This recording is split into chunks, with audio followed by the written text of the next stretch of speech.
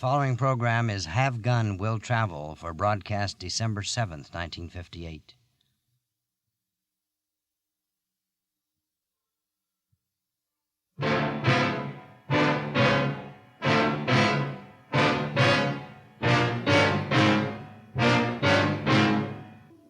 I promised I'd avoid a gunfight if possible.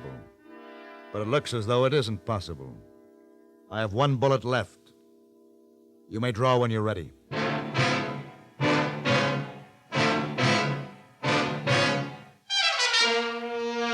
Have Gun, Will Travel. Starring Mr. John Daner as Paladin.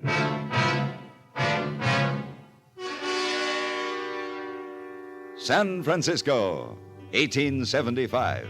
The Carlton Hotel, headquarters of the man called Paladin.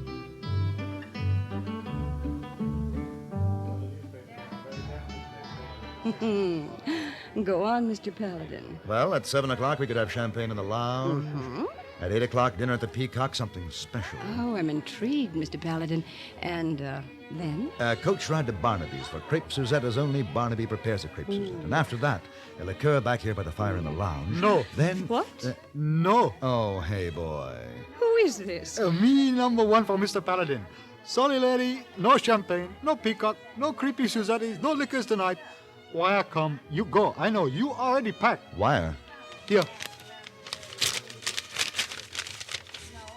Bad news, Mr. Paladin? Dear lady, forgive me.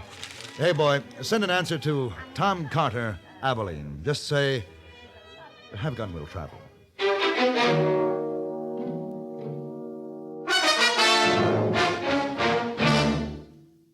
It's no surprise to anybody that the attractive and inexpensive new radios have proved popular. It's no surprise, that is, to anyone who listens to CBS radio. With so much in the way of music, comedy, drama, variety, and news coming your way every day on CBS radio, more than one radio around the house is more than a convenience. It's almost a necessity for anyone who has a daily routine. The man of the house wants to come home to an attractive home and an attractive wife. But household chores in themselves are rarely inspirational.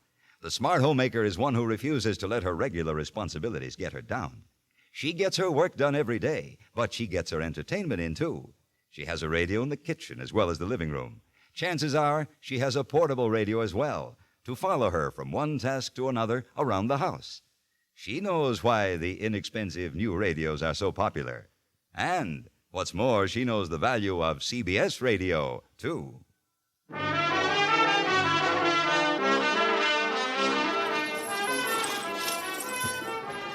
Here you are. Your bag, your saddle, and your gear. This is your hotel right here. Now, what's that? Oh, folks from the Wild West show hold up in town right now. Most likely Ella West. Ella West, huh? Yeah. The star attraction at Tomahawk Carter's Wild West show. Ella's kind of frisky at times. Wouldn't go into the lobby by the front way if I was you. You wouldn't, huh? Not with Ella cutting up before breakfast.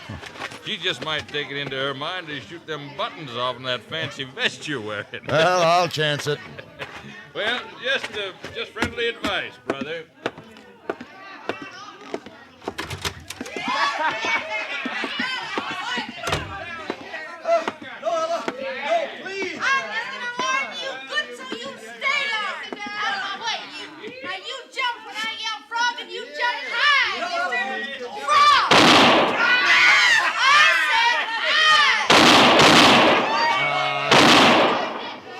Clerk, I'd like a room, please.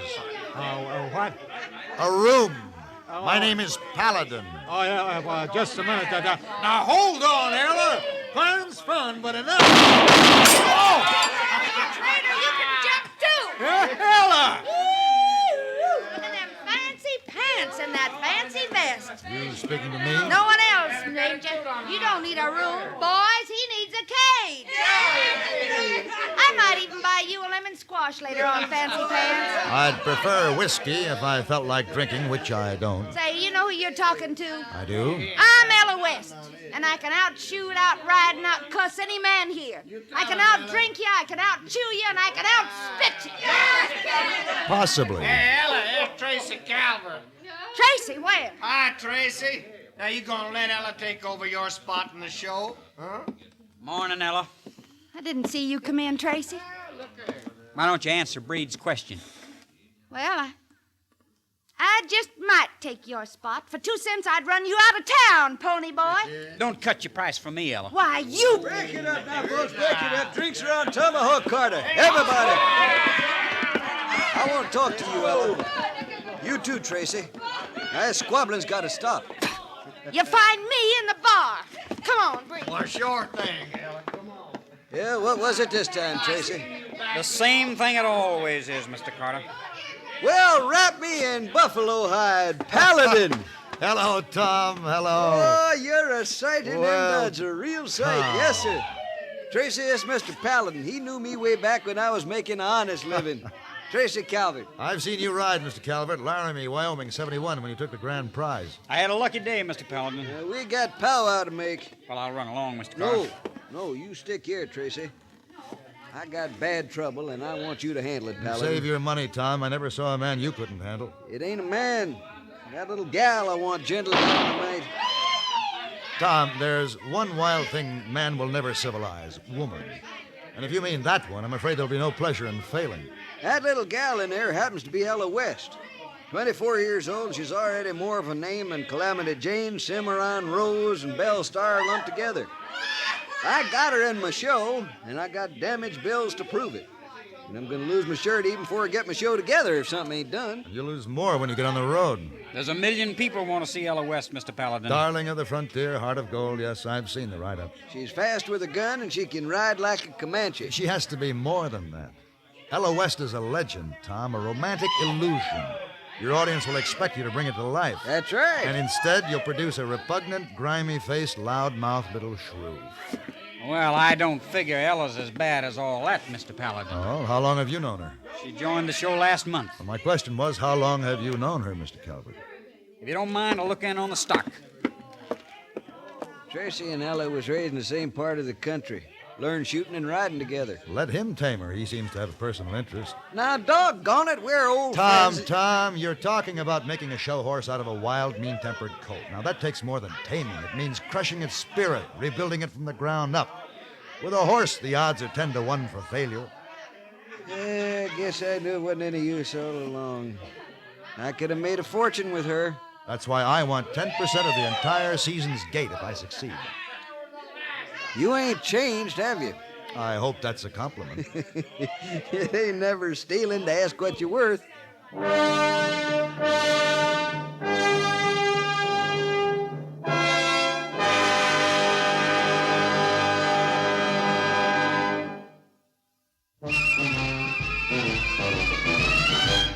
Of all leading filter cigarettes, Kent filters best. Kent filters best. It makes good sense when you smoke Kent. Kent filters best.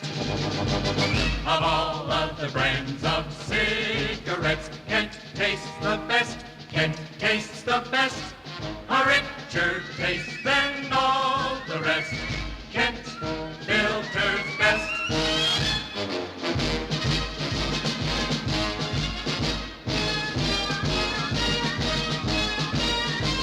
It makes good sense when you smoke Kent. Of all leading filter cigarettes, Kent filters best.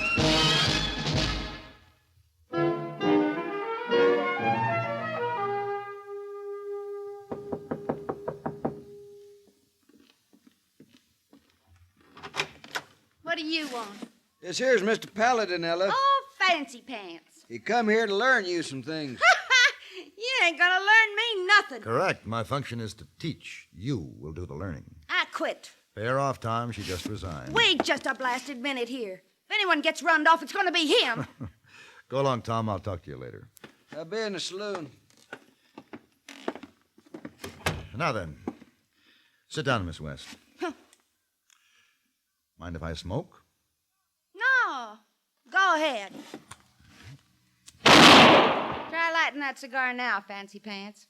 That will be 2 deductions from your wages, the cost of the cigar and the bullet damage. You're kind of a cool one, Fancy Pants, but you ain't gonna make no lady out of me. First, you're not worth 2 cents to the show as a lady, and second, that would be impossible in the first place. Why, you...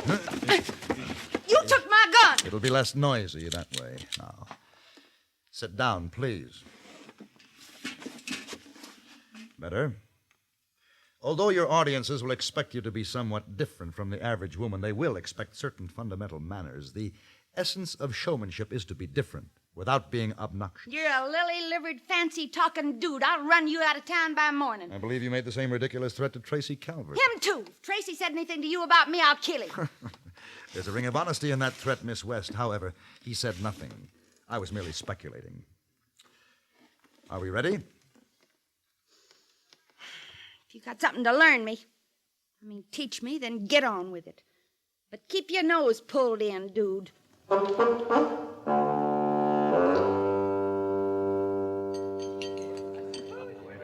Incorrect. I gotta eat, don't I? You don't reach with a fork and spear a slice of bread. You pick it up with Now, your just a hand. minute. And you never speak with your mouth full. Now, it's one thing to act homespun. It's quite another. Breed! You wearing a gun, dude? It's quite another to create revulsion. I suggest you confine your idiosyncrasies to calling the food victuals and complaining over the lack I of asked you buffalo a steak. question, dude. I heard you. Because if you ain't got a gun, you better get one. I'm going to teach you some manners. Drop it. Ellie, you've been tied to this dude for 2 days now. You like it or something? I'm going along 'cause there's money in it. You know an easier way, Breed? Yeah. All right, Ella. You say the word when you need me.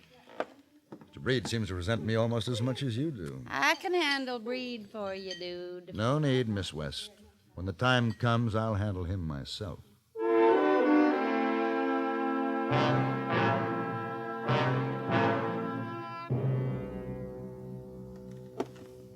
Remember, just pretend I'm a newspaper reporter. Get on with it. Another question, miss. Tell us about your parents. My old man was a stinking drunk, and the old lady was worse. She was You always... are talking to reporters. Well, then let 'em make it up like they've been doing all along. Mention the homestead. Homestead? It was a stinking sow pen. You can ask Tracy Calvert. It was so bad you couldn't believe it. I'm sorry. You wouldn't feel so blasted uppity if you got rut up like that. You knew Tracy Calvert then? Oh, yeah. I knew him. We was kids then. His daddy had a nice spread of land. You should have seen Tracy's house. All painted inside and out with a fence around it. And Tracy's ma all starched up and nice. She give me a dress once. My old lady traded it for some whiskey. No, Tracy'd have laughed if he'd ever seen me wearing it anyhow. I think I understand. What? About you, Tracy Calvert. Do you? Yeah, maybe you do at that. You're kind of a strange one yourself. I didn't know real men came in fancy pants. What I mean is, we ain't doing so bad, are we? I don't know. He's sort of like you. Everything I wasn't, Tracy wasn't. Everything I didn't have, he did. When he was real little, his mom let me stay one night. She come in and pulled the cover up and kissed me. I was 16 and he was 18 when they was going to move away. Maybe he wasn't growed up yet, but I was. I was growed up plenty. I didn't ask Tracy to marry me, just take me with him. I'd do anything if he would. He could cut me up into little pieces if he wanted to. Just take me. I never said the same thing since, but I'm saying it to you. I ain't what folks think. No man's never touched me. You take me with you when you go back to San Francisco. I wouldn't be afraid with you. Maybe just kiss my cheek and say something nice. I don't want to be in no show, printed in no paper. I just want somebody to know I'm alive. Please. No. What's the matter? Look at yourself. You're still that grimy 16-year-old kid pretending she's a man. You don't compete with women because you're afraid to. Paladin. Find a man who wants the smell of the stables and ask him to take you away. Breed wants me. Then you and Mr. Breed deserve each other. And he can have me. Just as soon as he kills you.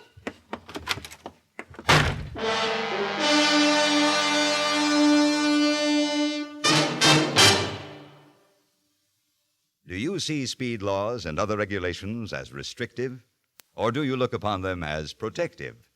When a police officer writes a summons for traffic violations, do you see him as an enemy or a friend? Your life may depend on your attitudes. Statistics clearly indicate that where laws are obeyed, deaths go down. It's no secret that emotional immaturity is the major factor in our accident rate.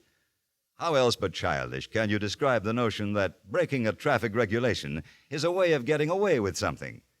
What could be more infantile than believing one can prove his superiority by ignoring a stoplight? Unfortunately, too many drivers on the road subscribe to that kind of emotional outlook. The result is tragic. Almost 85% of all traffic accidents in America are caused by careless, childish driving. We hope you know our traffic laws and the people who enforce them are there to help save your life.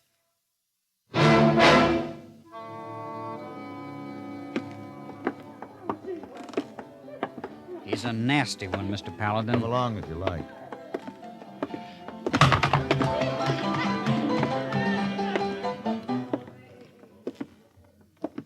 Well. Good afternoon, Ella. I heard you wanted to see me, Mr. Breed. Oh, yeah. I didn't recognize you first, wearing them big boy's clothes. You're carrying your play acting too far this time, Ella. Play acting? I've shot men for less. That's kid talking. We aren't kids anymore. Shut up, Tracy! You heard the lady, Tracy. Shut up and get out. Me and Fancy Pants gonna settle something. I changed my mind, Breed. I don't want no killing. Honey, we made a bargain. You're gonna keep it all the way. Tracy, take her to one side. You, barkeep, pour 5 shots and set them up in a line. Yes, sir. What's this? I promised Tom Carter I'd avoid a gunfight if possible. Oh, you ain't got no choice, Fancy Pants. All poured? Yes, sir. Good.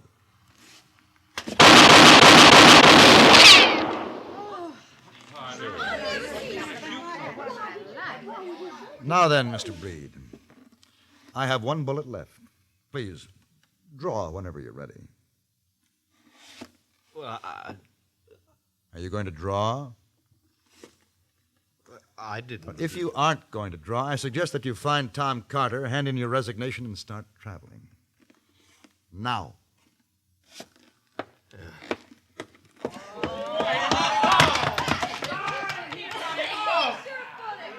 Lessons continue at 7. Miss West in my room. Please be on time.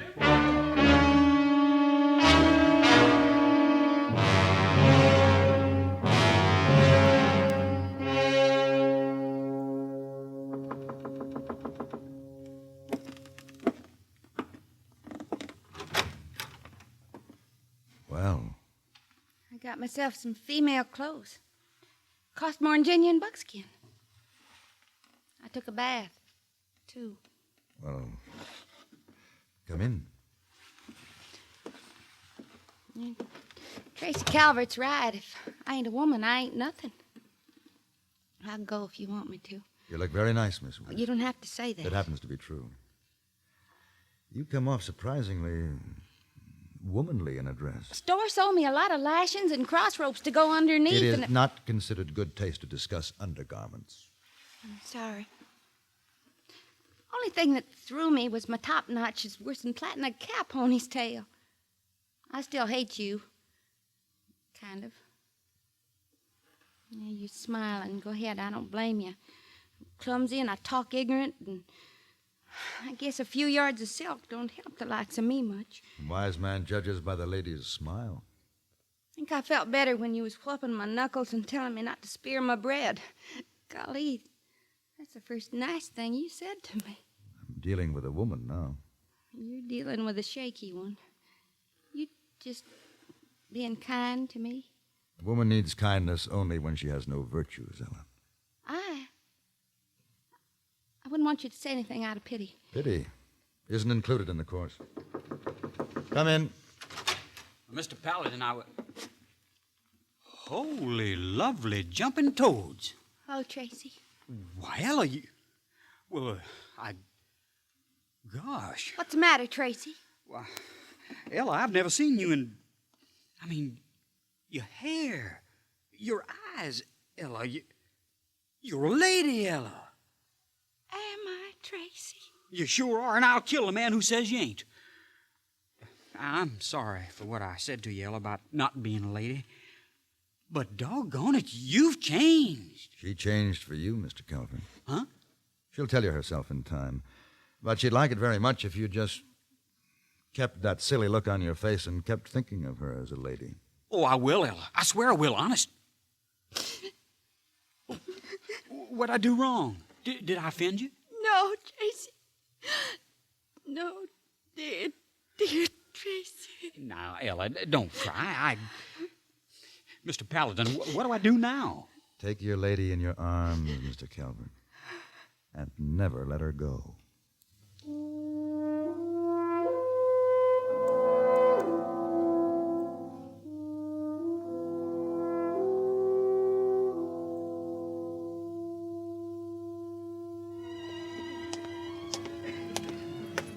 How are things in Abilene Town, Mr. Paladin? In Abilene Town, things are going smoothly. And how are things here in San Francisco? Smoothly. Specifically, the young lady I never dined with, is she still registered here? Oh, yes. Then will you please take her this note and tell her I'm back? I'd do it, but her husband no like. Husband? Yeah, she get married 2 days ago. Me. But the Spanish dancer registered today. Very nice. Oh, you catch him up for dinner, eh? The Spanish dancer? Oh, boy. Hey, boy, take that note up to the Spanish dancer with my compliments. Same note? Same note. No one we know of approves of wasting money. In spite of that, however, we Americans are often guilty of wasting our money by the uses we make of our government facilities. Take the operation of the post office, for example.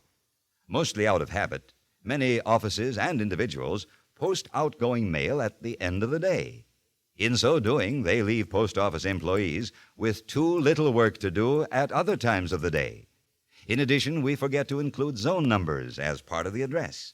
In both ways, we're slowing down the entire system for delivering mail and adding to the cost of our postal operation. The problem is simple enough to solve. Start solving it tomorrow. If you'll arrange to post letters and packages earlier in the day and include zone numbers on the return address as well as the outgoing address, you'll help our post office operate more efficiently for you, and at less cost, too. Remember, for faster, more economical service, mail early in the day and include zone numbers.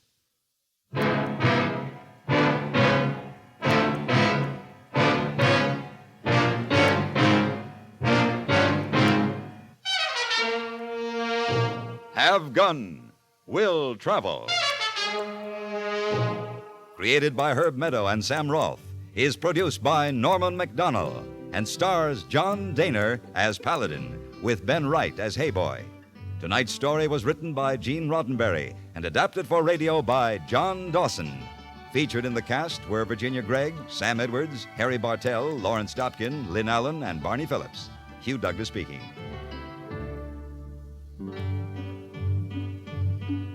Join us again next week for Have Gun, Will Travel.